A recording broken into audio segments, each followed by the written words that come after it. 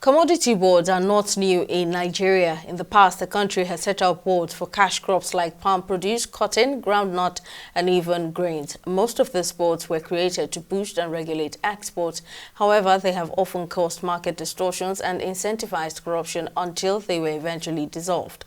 Now that the federal government has proposed the National Commodity Board that could help in checking the rising cost of food items, experts believe there's a need to increase the nation's food supply. While expressing divergent views on the intention of the federal government to establish a national commodity board, experts urge the federal government to reduce fiscal burden on the economy. They also say the cost of food items must be addressed. The fiscal burden that a commodity board with its task force members is going to be so much in the country. We need to reduce the fiscal burden that we have, all of the expenses that we're making. We removed subsidy last year, in the middle of last year, and right now reports are saying that over 900 billion naira has been spent in a subtle way of subsidy. So we are still subsidizing our PMS products.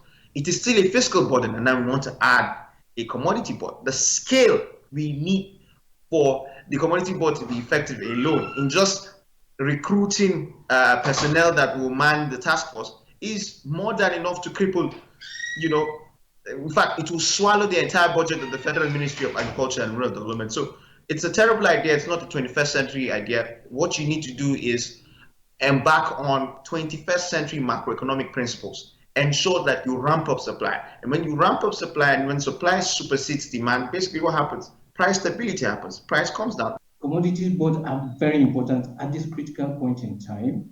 But again, what is going to be the limit of their power? How far can they go? You can only have effective commodity boards where you have the government fully into agro production. And what do I mean? Where you have the capacity of the government to challenge the deregulated prices out there in the market.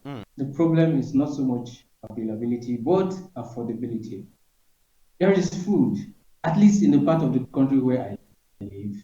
Food is available, but food is not affordable. That really is the challenge we have at the moment. We've not gone to a point of scarcity where you would say you don't even see it. You go to the market, there are commodities everywhere. There's rice, there's beans, there are vegetables, rotting, but the prices are outrageous.